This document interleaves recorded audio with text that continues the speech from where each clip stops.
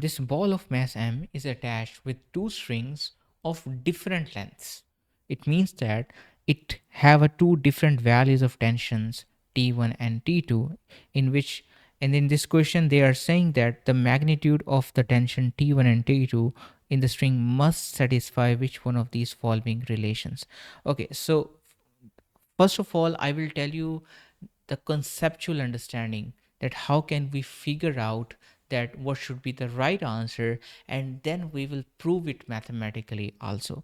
So the conceptual answer is that, as you see, this string is of a shorter length, which means that it is stretched actually more than the other string. Okay, so it is stretched more, and you know the force of tension is all due to this stretching, due to the elasticity. All right, so that's why the tension T2 must be greater than the tension T1. Okay, but what is a mathematical proof, that how can you figure out that this answer is right, option C is right? So for this we need to draw the free body diagram. Okay, students, so let's consider this is the mass on which there are three forces exerted. Okay, I want to show you this angle over here.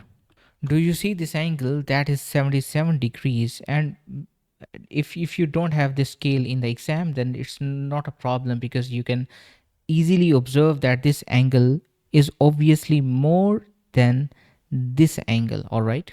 And which is by the way almost like 23 or 21 degrees. So this is our one vector, all right, and that is the force. Let's call it, yeah, that is a T2. Okay, whereas look at this angle, you know that this angle is larger than the other angle, whereas where's the other force? The other force was at an angle. So this is the force. All right, why I'm drawing this only this much length of the force? The reason is, when you will draw the component of these two forces, okay, the x component of these two forces are balanced with each other, and the third vector is the weight of the this one. All right, so let us see, students. If you see in this diagram, I have zoomed it in.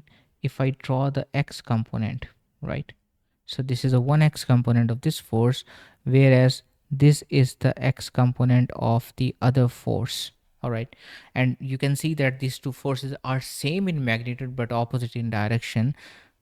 So this is the T2 cos theta 2, let's say, and this is the T1 cos theta 1. Okay, so now let us see if we equate them. T2 cos theta 2 is equals to T1 cos theta 1, right? And we can write T2 is equals to tension 1 cos theta 1 over cos theta 2. Okay, as I had already shown you that the angle theta 2 was more than an angle 1. And if you take a cos of this angle, it will give us inverse, right?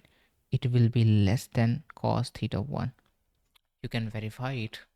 Okay, and when you will take ratio cos theta 1 over cos theta 2, it must give us more than 1, which means that the tension T2 will be have a larger value than tension T1. Hence we have verified it, and that's why our right answer must be C.